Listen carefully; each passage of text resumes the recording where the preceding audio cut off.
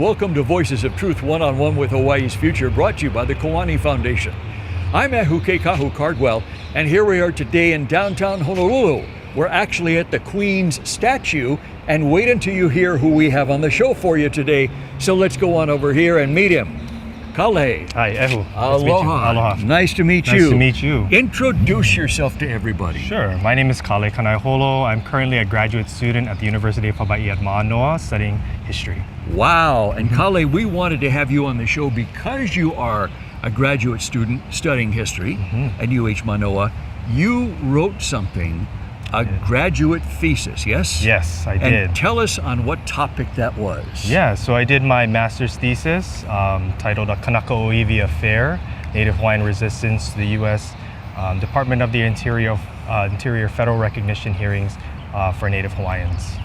So that was about the U.S. Department of Interior hearings that were conducted throughout Hawaii back in what, 2014. 2014. So 1 decade ago already. Wow, 10 years. Time flies fast. It does. Yeah. And so the hearings were about what? So the hearings were mainly on behalf of the Department of the Interior.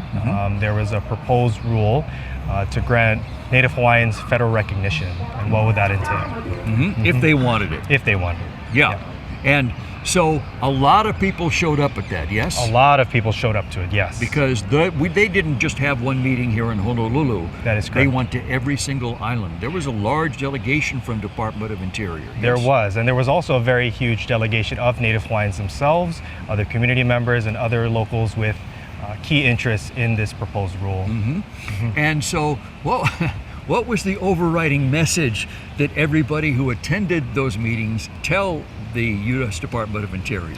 The overwhelming consensus was a'ole. It was no. We do not want to pursue this proposed rule with the Department of the Interior, specifically on federal recognition. Kale, the overwhelming majority of people who attended those meetings throughout all the Hawaiian Islands firmly said no, a'ole, yes, to federal recognition.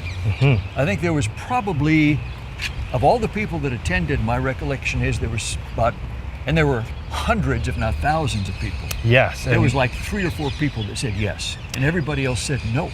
Yes, and for various reasons. So a lot of people who did attend these hearings, had different stakes within this, concept of federal recognition. And so whether it's both in-person or written testimony, unfortunately, given my time frame for the project, I wasn't able to get the written testimony, which I think would have also concluded that the majority of people in attendance or writing in were saying no. Yeah, and so what we're talking about here when we talk about no to federal recognition, federal recognition was a proposal from the United States federal government to Native Hawaiians here in Hawaii to become a U.S. tribe. Yes. It was first proposed, in the summer of 2014. This is an issue that really, it didn't start in 2014. That's more correct. like it came to a head in 2014. That is correct. It had been simmering for a long time, well over 10 years before that. And there had been many other attempts at building momentum to see, to achieve this. And 2014, correct me if I'm wrong, but 2014 is when it all came to a head, when Washington, D.C., U.S. Department of Interior said, okay, let's go to Hawaii and let's meet Healo face to face, and let's hear what they have to say. And that's what happened, yeah? Yes, yeah. So it begins in late June. The first set of hearings actually begin here at the Hawaii State Capitol. And for about 2 weeks, the Interior Department goes throughout 6 out of the 8 main Hawaiian islands, of course, not going to Kaho'olawe or Ni'ihau. But going to 6 of those major Hawaiian islands and talking to community members, it was a very rare opportunity for community members to speak with the federal government in their kind of backyard, we could say, right? Instead of having to go elsewhere just to submit testimony or just fill out a form and hope you hear back something. Or hop on a plane to Washington, D.C. Or hop on a plane to Washington, Yeah. D.C. Yeah. But DOI, U.S. Department of Interior, came here so they could hear it right from the horse's mouth. Yes. And boy, did they hear it. They did, yes. In fact, when I start off this project, right, there's actually an audience member, Derek Warren, who says, you know, the DOI has the gall to come out here and ask us about this when we've already told you time and time again, we do not want federal recognition. We've never wanted federal recognition. And, you know, as you were mentioning earlier, does really come to a head in 2014. There were previous attempts, not by the United States government, of course, but from Hawaiians themselves through other nation-building efforts such as Kauinoa. We do have Kanaeholo Valu. And so we do have a few nation-building efforts that come up in the years before and even in the years after DOI hearings. But those were put forth by state of Hawaii entities such as Office of Hawaiian Affairs and things like that. That is correct. Yeah. So even with those sometimes fell into hot water with the community, who sometimes didn't see the state as, you know, a viable or trustworthy entity, to say the least. Yeah. I mean, speaking frankly, all they had to do was look at the experience of Native Americans in the U.S. and see how not all of the tribes, but a lot of the tribes had a really bad experience of federal recognition. Yeah, and it's another thing to also, you know, understand that there are actually still Native American tribes that aren't federally recognized. Correct. And that also puts them in very precarious situations and a very precarious relationship with the U.S. as well. Yes, and the other thing is that the overwhelming number of Native Hawaiians felt that this box that was offered, called federal recognition, was not a proper solution. It was like trying to jam a round peg into a square hole, if you will, yes? Yeah.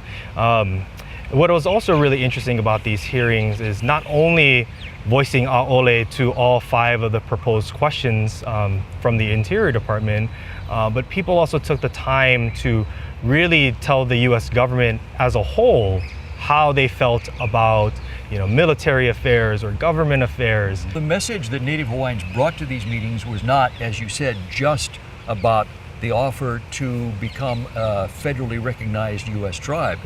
It expanded to far more than that. It expanded to actually the U.S. presence here in Hawaii. Yes. A lot of people which said, we feel we're illegally occupied and the U.S. should pack up and go home. Thank you, but no thank you. It's time to say aloha. The people from the Department of Interior got way more than they were bargaining for, wouldn't you say? I would definitely say so, yeah. And again, a lot of these people who show up, right, took the time to come out. And I think that's one of the most important aspects of these meetings. You know, these are meetings that are held sometimes right after work for some people. So the first thing they do after getting off from work is to go to a meeting and to talk to these Interior Department officials and, you know, get to meet, like you said, face to face, and really get to tell them how they're feeling, what their experiences have been like with, you know, U.S. occupation here in Hawaii.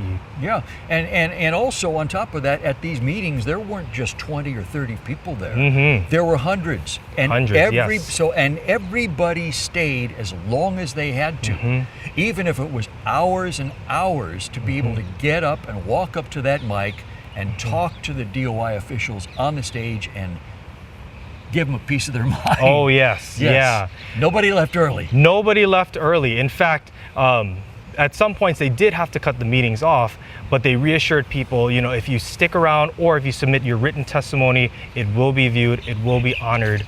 And so there were alternatives, but a lot of people, you know, tried to get as much time as they could because they knew how important it was going to be. They knew that the meetings were going to be recorded. They knew that transcripts were going to be produced. And because of those transcripts, right, these are now official government documents. We want to preserve our testimony within them. We know the power of testimony, whether in an oral sense or in a written sense.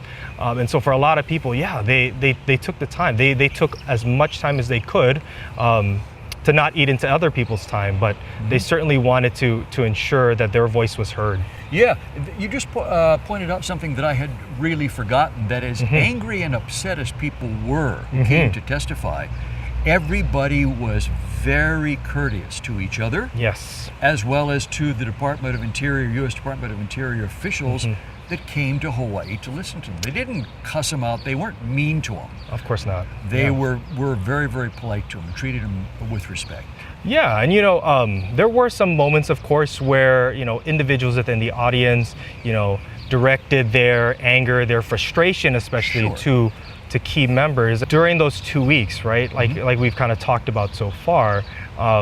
People are showing up, even in rural communities. They're making the drive out to speak to these people, and a lot of them, they're maybe at elementary schools or community meeting halls, right? But what's nice is that, and I think the Interior Department may have some credit here, is seeking out those very specific areas. Yes. That they knew populations would come out. Yes, and they did their talk to. homework, and they worked hard to get in those geographical areas where their outreach would really pay off the most. Yeah, and I do think that's partially to their credit, but I'm not sure if they full well did their homework and saw what the possible result would be, where the tension would really be with these meetings. Yeah, but they found out, didn't they? They did find out, that is for sure. Yes. Yeah, and so these meetings really turned out to be a piece of important history. Yes, and in my master's thesis, I only focused on 3 specific meetings, but again, there were multiple meetings, and the really interesting thing that I found out is that there weren't just meetings here in Hawaii.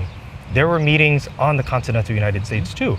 Where Hawaiians were. Where Hawaiians were, right? And so it gave diasporic communities a chance to get involved with this project.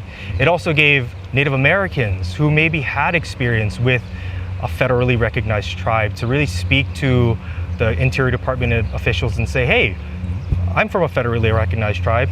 It's not working. So let's not apply this to another Native group, right? And especially for diasporic Hawaiians, it really gave them a chance to get reconnected to their Aina, right? To their Kulaivi, to their homeland, right? Yeah. It was a really great opportunity for them to get involved. Too. To their ancestors, especially, yeah. Yeah. Kale, how did you get interested in doing a master's thesis on these Department of Interior meetings here in Hawaii? Well, short story, I needed a topic. Okay. Long story, I took a political science course, even though I am a history major.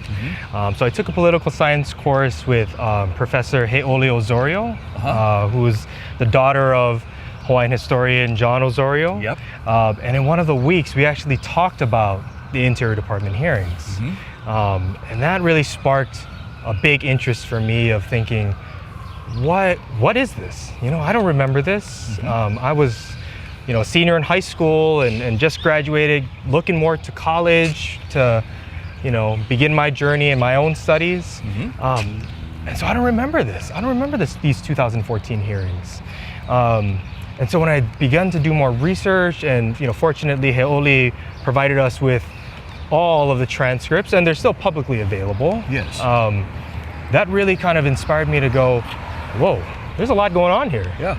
And a lot of these conversations, right, are not just the result of people showing up and going, oh, no, but these are decades upon decades of experiences, of knowledge, right, that's been passed down from generation to generation. There are still some clips of some of these testifiers. So on YouTube. On YouTube. Plenty of them, Yeah, and so that's kind of been the really nice thing to be actually, be able to hear, not just seeing it on paper, but hear the frustration, the anger, the tone, the cadence, and all of this stuff that you're never gonna get to see while reading a transcript. What was it like when you began to delve into the transcripts and discover all this passion? And it began to dawn on you that this was a really big deal. What was that like for you? You know, I think, one, it was inspiring, you know, to say the least, because unless you were there or unless you had actively kept up with it, you weren't really sure what you were going to find. And that was exactly the case for me, right? I wasn't quite sure what I was going to find in terms of the reasons why people were saying no, or the comparisons people were making, not only to history, but even to the contemporary at that time. So, I mean, for me, it was very inspiring to see people coming out in droves to really, again, just tell these officials, hey, this isn't something we want to do. This is such an important issue, you know, for all of us. And again, whether you have a stake in the game in terms of you're Hawaiian or whether you're not Hawaiian, you live here, right? The implications are varied, but they're implications nonetheless, right? They're big implications. Big implications. So, you know, if Hawaiians had said yes, you know, what would that impact have been like? What would the results have been, right? Yep. But we didn't get there. We didn't get to the yes. We got to the no. Right, but nevertheless, what you're saying is correct. It was, you know, it was a huge crossroads. You know, it was a crossroads that people had been waiting for a long time to get to be able to voice their opinion. And yeah, it could have gone this way if they were in favor of it. Instead, it went this way because they weren't in favor of it. But it was this crossroads where, you know, people had dreamed about having this crossroads where they could show up and express their opinion, their mana'o, and their feelings. And that's a big deal. It is a big deal, yeah. Because again, these opportunities don't come very often, and when they do, right, we've seen from not only the Interior Department hearings, but even more contemporary issues that the government, the U.S. government more specifically, right, will try to keep things in their ball game or keep the ball in their court as much as they can. And so for Hawaiians, this was really their chance to say, hey, you're in our backyard now. This is how we do things here, if you've forgotten. This is our aina. Yeah, this is our aina. Kale, there's something we haven't talked about yet, and that is an important component of this whole thing that happened many, many, many years ago, and that's called the Ku'e petitions. Tell us about those, what those were. Yeah, so the Ku'e petitions were also the anti-annexation petitions, right? Largely signed in 1897. About 21,000 Native Hawaiians at the time, both men, women, and even children, actually signed those, or about a 1 to 2 week course throughout the Hawaiian Islands, almost similar to a journey that the DOI took. Yes. The key difference here, of course, right, is that these petitions, right, were going to be presented directly to Congress, not to an external, you know, bureaucracy or office, right? Yes. And we get a lot of this information, fortunately, because of Noe Silva, right, whose research has really led us to these Ku'e petitions. But in a very similar manner to the Interior Department hearings, Hawaiians were actively saying no to annexation, specifically U.S. annexation of the islands. Many parallels between very many parallels and yes, the U.S. Department of Interior hearings. You know, and the one thing is that with the Ku'e petitions, right, they're written, right? So we do have that kind of written record, and they were both in Olelo Hawaii or Hawaiian, but they were also in English, right? So if you didn't know Olelo Hawaii, but you knew English, you could still get that same effect. It is hard to deny that there is very much a parallel between these Ku'e petitions and what we see in the Interior Department transcripts as well. Yeah, a lot of the people that testified at the U.S. Department of Interior meetings made reference to the Ku'e petitions. And were very deliberate and very clear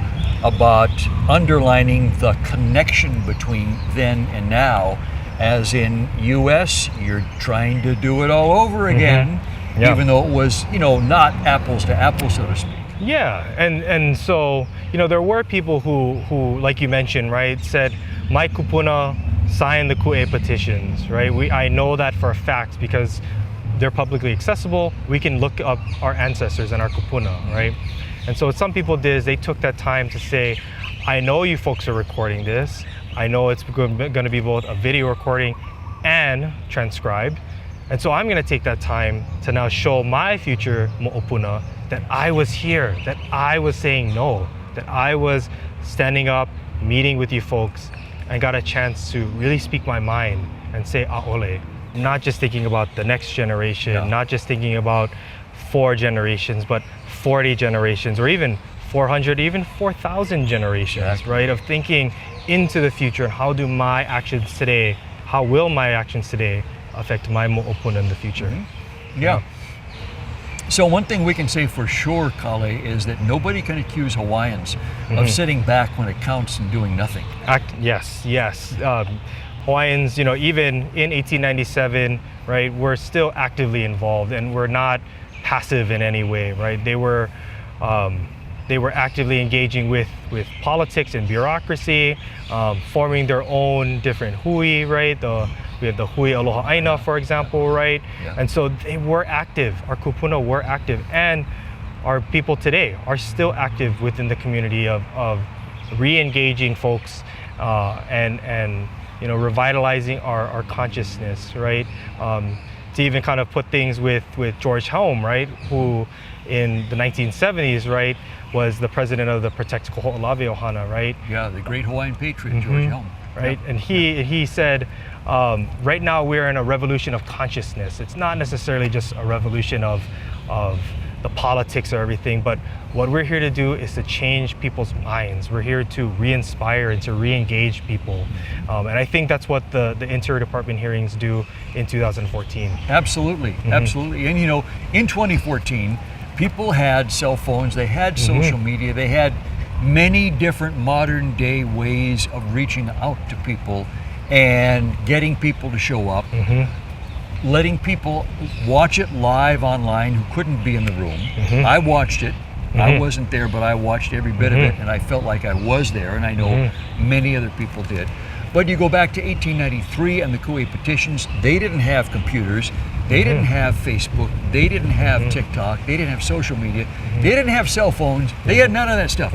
All they had was a horse, horseback, and a determination that was amazing. And like you said, they got those 21,000 signatures on those Kauai petitions in a short amount of time. Like it was almost impossible to do. Yeah, and it's almost right. It's like we're talking about. It's almost that parallel of within a few days of the Interior Department announcing this proposed hearing, Hawaiians had mobilized and said, "Hey, we have a chance. This is our time." And in 2 weeks, you have hundreds, if not thousands, of people who show up, at least in person, to speak again with these representatives. But who knows how many people actually submitted written testimony? That number, is yet to be determined. But I'm sure there are people from all over who actively wrote in and said, hey, this, I know what my history is. I know what this could mean for me as a Hawaiian, but not only for me as a Hawaiian, but for us as Hawaiians. Yes, and us as a lahui. Us as a lahui, yeah, that's correct. As the Hawaiian nation, yeah. What kind of reaction have you gotten so far from people who have read your thesis? A lot of people, we're very surprised. One, because again, this is probably one of the first histories to really synthesize what happened right at the Interior Department hearings in 2014.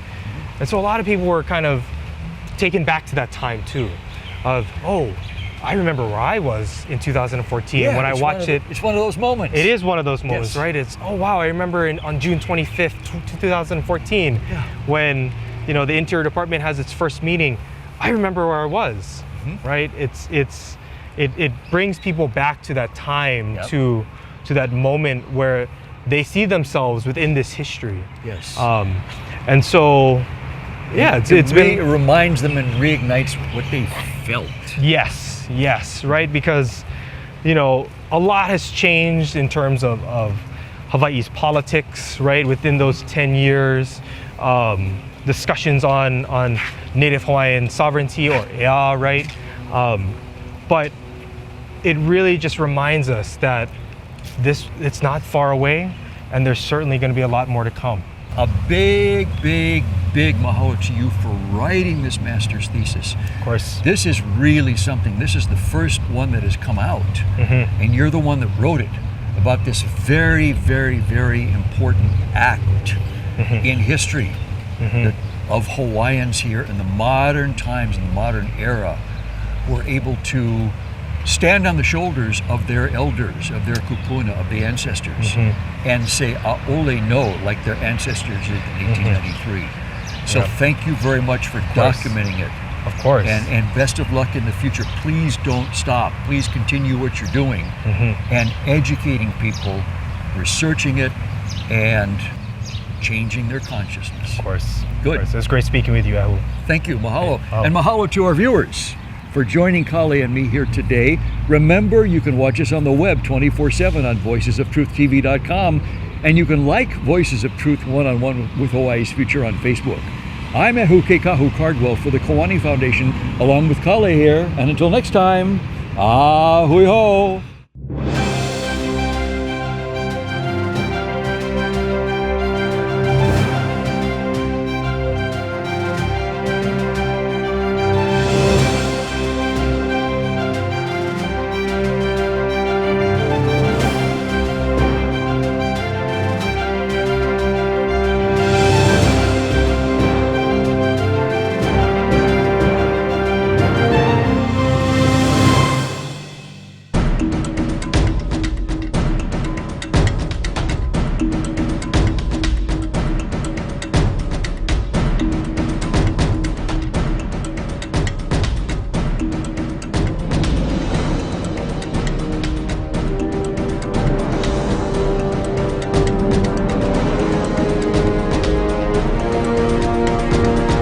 Free Hawaii Broadcasting Network.